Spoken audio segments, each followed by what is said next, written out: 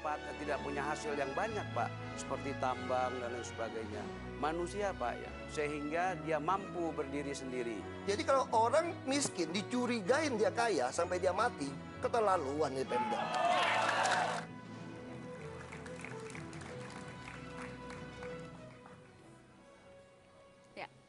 Jakarta memilih the final round, semakin seru. Kita akan memasuki tema yang juga tidak kalah menariknya, soal tata kelola pemerintahan. Kesejahteraan masyarakat salah satunya ditentukan tata kelola pemerintahan yang baik. Kita akan dengarkan pandangan dari dua calon gubernur berkaitan dengan tata pengelolaan pemerintahan yang akan mereka lakukan dalam 5 tahun ke depan. Saya punya visi menunjukkan bahwa kita ingin mewujudkan tata kelola pemerintahan yang baik. Satu cuplikan kecil saja. Sekarang seluruh procurement di DKI Jakarta ini dilaksanakan melalui elektronik. Dengan begitu, proses lebih lancar, waktu yang diperlukan lebih singkat, dan tidak hanya itu. Dengan intensitas kegiatan yang begitu tinggi, melayani 10 juta orang, dan juga melayani pemerintah pusat dengan kewajiban-kewajiban kita sebagai pemerintah daerah. Ya, rasanya tidak mungkin untuk berkantor cuma 1 jam dalam 1 hari di kantor. 1 jam ini kita tinggalkan, kan di situ ada wakil gubernur, ini harus difungsikan wakil gubernur.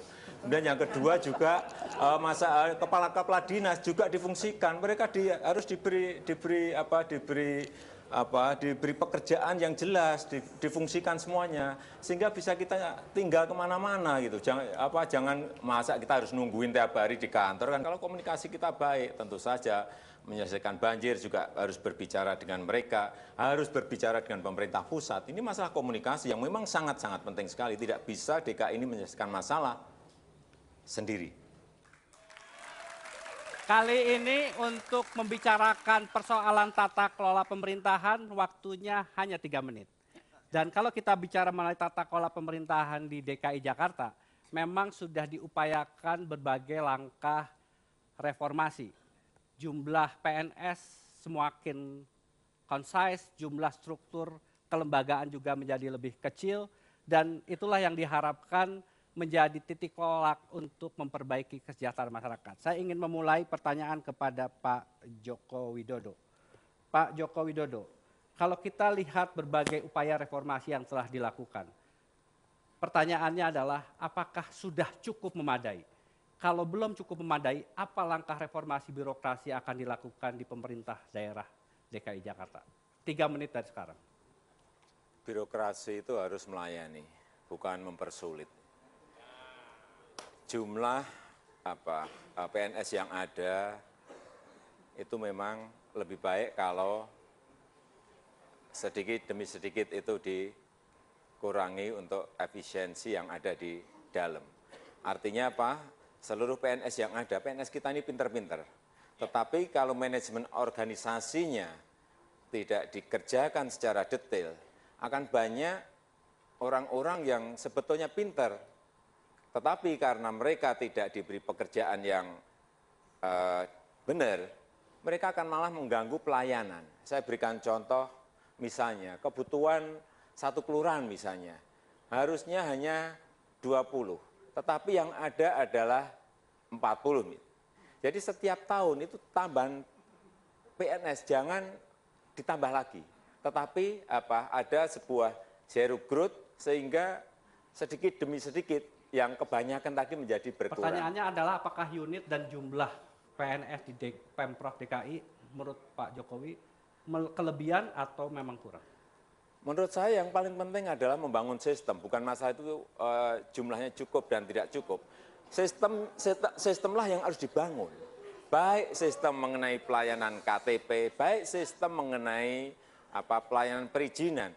Karena kalau yang kita dengar memang yang melayani, terutama di front depan ini yang harus dibenahi. Baik yang ada di pelayanan KTP, baik yang ada di pelayanan perizinan, terutama di pelayanan perizinan. Ini yang saya dengar, memang banyak masalah di situ, karena sistemnya terlalu lama, ngurus izin, IMB, sampai berbulan-bulan, sehingga terjadi yang namanya negosiasi transaksional. Sekarang ini zamannya IT, mestinya bisa kalau saya nggak pintar IT, tapi bisa saya panggil programmer untuk datang ke saya. Buatkan sistem yang baik, yang paling cepat. Ngurus SIUP, TDP, IMB itu 1 sampai 6 hari itu cukup, kalau sistemnya benar. Baik. Kalau sistemnya benar. Baik, saya sekarang Sehingga birokrasi itu mengikuti sistem. Jangan sistem mengikuti birokrasi. Jangan dibalik-balik seperti Baik. itu. Pak Basuki, apa langkah yang perlu juga dilakukan untuk menjamin pemerintahan di DKI itu betul-betul bersih dari praktik KKN? Dari penerimaan CPNS saja harus transparan. Yang tidak lulus tes pun harus diumumkan. Jadi tidak ada daerah abu-abu. Dan yang paling penting yang sudah mencapai usia pensiun, pensiunkan saja. Supaya yang bawah yang pintar-pintar yang jujur ini bisa naik. Nah, dan dari segi organisasi juga mesti jelas. Penggabungan itu mesti jelas fungsinya. Misalnya seperti tata kelola kota harus digabungkan dengan apa? Harus kita gabungkan dengan perhubungan, jangan dengan perdagangan gitu loh. Terima kasih. Nana silakan. Baik. Kali ini saya akan bertanya ke kandidat nomor urut 1, Pak Fauzi Bowo. Pak Fauzi Bowo, tadi kita sudah dengarkan bersama, Anda mengatakan bahwa prioritas dari tata kelola pemerintahan itu menjadi visi misi Anda. Dan juga tadi Anda sebutkan ada program e-procurement sebagai bagian dari pembenahan dan juga efisiensi bagian pengadaan. Pertanyaan saya Pak, selain dari yang sudah dilakukan e-procurement yang Anda bilang sudah menghemat 18% dari selama 6 bulan penyelenggaraan. 6 bulan ini 13%. Apa lagi prioritas pembenahan kualitas birokrasi pemerintah DKI Jakarta dan apakah gambaran yang tadi disebutkan oleh kandidat nomor 3 itu mencerminkan keadaan sesungguhnya dari pemerintah Provinsi DKI Jakarta? 3 menit dari sekarang. Pemerintah yang bersih dan jujur itu program yang terus yang harus diupayakan secara berkelanjutan. Jadi tidak boleh berhenti di tengah jalan. Demikian pula halnya dengan untuk memberantas korupsi. Yang jelas ini semua tidak cukup dengan sekedar retorika. Apalagi janji tidak pernah dibuktikan.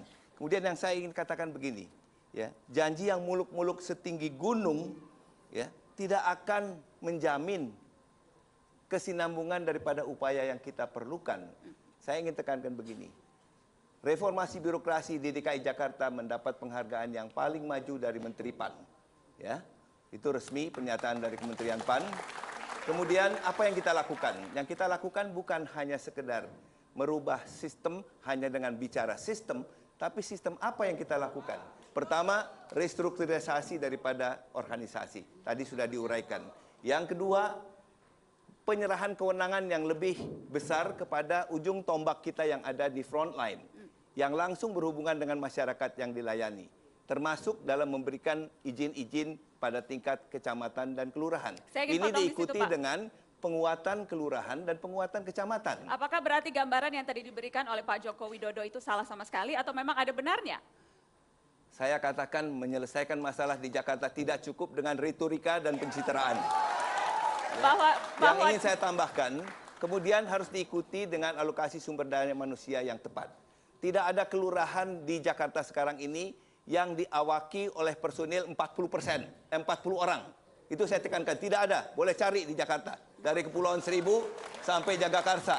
Tidak ada satupun.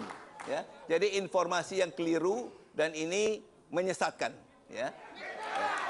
Kemudian sudah barang tentu, ujungnya nanti kalau semua ini sudah baik, tidak ada dana yang cukup yang dialokasikan untuk kelurahan dan kecamatan, ini juga tidak akan berjalan dengan baik.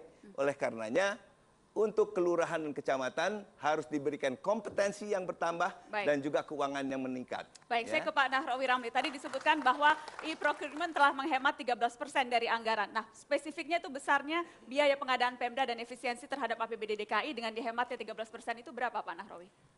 Begini Bu Najwa, jadi tadi bahwa ada proses lelang, ada kepres yang mengatur itu, yang tadinya berhadapan, yang tadinya banyak orang bisa bermain di sana dengan e-procurement, maka itu akan menghemat 18%.